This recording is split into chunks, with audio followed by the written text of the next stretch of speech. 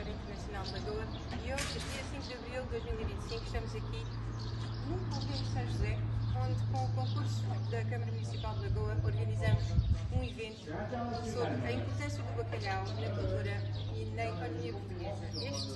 Esta conferência é feita pelo Sr. Dalito da Campo e que graciosamente veio apresentar-nos este projeto.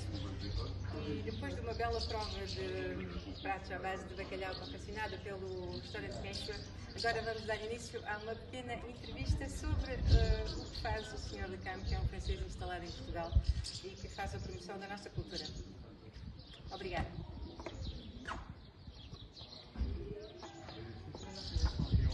Le couvent de Saint-José à Lagoa, dans le cadre d'un événement organisé pour le Rotary Club. Et les fonds qu'on a réussi à organiser aujourd'hui seront versés au centre de jour de Poche. Et donc merci pour ça, parce que vous êtes venus gracieusement, et pour ça on vous remercie. Et donc en fait on voulait juste vous demander, vous avez un parcours professionnel fort commun, et votre établissement au Portugal est plus qu'intéressant puisque vous êtes là depuis 2015. Vous avez pris votre retraite à 57 ans. 2010, oui. Voilà, et en fait, vous faites la promotion de l'histoire du Portugal auprès des résidents francophones. Donc comment ça se passe? Comment est-ce que vous êtes arrivé là et comment ça se passe pour vous? D'accord. Alors, cette passion pour l'histoire du Portugal me vient d'abord de la passion pour le patrimoine historique du Portugal, puisque le pays dans lequel nous sommes dispose d'un patrimoine historique extrêmement intéressant. Et depuis quelques années, le gouvernement a compris que s'il voulait continuer à recevoir des touristes en grand nombre au Portugal, il fallait aussi qu'il rénove et qu'il entretienne très régulièrement son patrimoine. Donc c'est au cours de ces premières visites que j'ai bien compris que ma curiosité ne serait satisfaite que si je savais relier le patrimoine que je visitais à l'histoire du Portugal. Et c'est dans ce contexte que je me suis mis à étudier l'histoire de ce pays.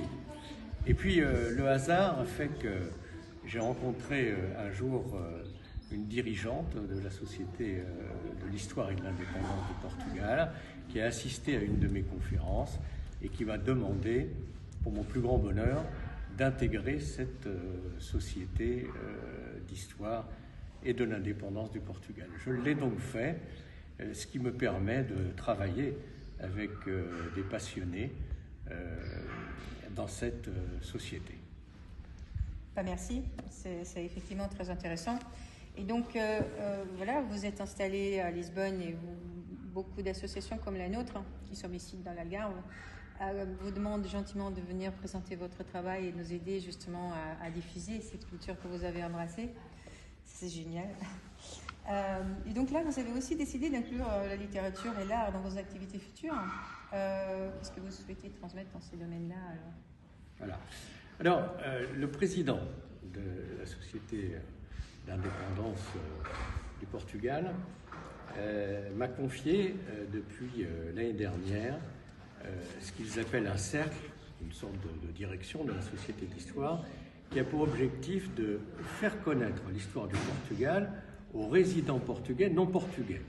Donc ça recouvre à la fois les résidents francophones, bien sûr, français, suisses, belges, luxembourgeois, mais aussi les résidents anglais, puisque j'ai maintenant des Anglais qui travaillent avec moi sur ce sujet, et puis les résidents américains, puisque le président qui représente l'association américaine à Lisbonne a très gentiment accepté de travailler avec nous sur ce sujet.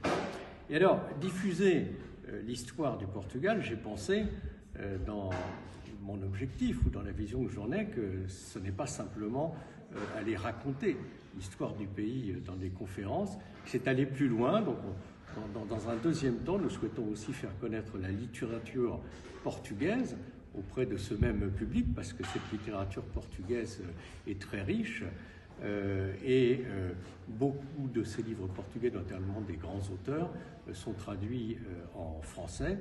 Et puis l'art portugais aussi, qui est un art qui, à mon avis, n'est pas connu au niveau où il est, Et c'est donc dans ce contexte-là que j'ai voulu prolonger l'histoire, parce que finalement c'est un peu lié à la littérature puis à l'art. Donc on proposera plus tard des conférences sur la littérature et puis ensuite des conférences sur l'art pour faire connaître tout ça aux résidents du Portugal qui ne sont pas portugais. C'est pas seulement les francophones, c'est aussi les Anglais, les Américains, et pourquoi pas d'autres si on a la chance d'avoir des représentants de la communauté brésilienne, par exemple, qui viennent travailler avec eux. Magnifique. Donc, moi, je peux juste dire que je trouve ça extraordinaire. Je vois aussi que vous avez créé une orchestre franco-portugaise. Oui, alors. Tu peux nous en parler. D'ailleurs, vous êtes venu aussi en Algarve dans ce cadre-là avec votre orchestre, non? Oui.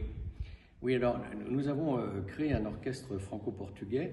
La musique n'est pas du tout mon métier, je suis un amateur, mais je travaille avec ou des professionnels ou des amateurs très éclairés en musique. J'ai toujours aimé ça depuis des années, j'ai toujours aimé la musique depuis des années. J'ai pris des cours de chant pendant plusieurs années, et lorsque j'ai quitté mon entreprise, en fait, lorsque j'ai pas pris ma retraite tout de suite parce que je l'ai quitté avant l'âge de la retraite, mais lorsque j'ai quitté mon entreprise, je ne savais pas trop comment remercier tous ces collaborateurs qui avaient travaillé pour moi pendant des années. Et puis, à la discussion avec des collègues, avec des amis, eh bien, nous avons eu l'idée de constituer à l'époque un orchestre et puis de recevoir en fait une partie de ces collaborateurs qui avaient été assez proches et de les remercier à travers une soirée dans laquelle nous proposions un dîner et puis un spectacle avec quelques artistes.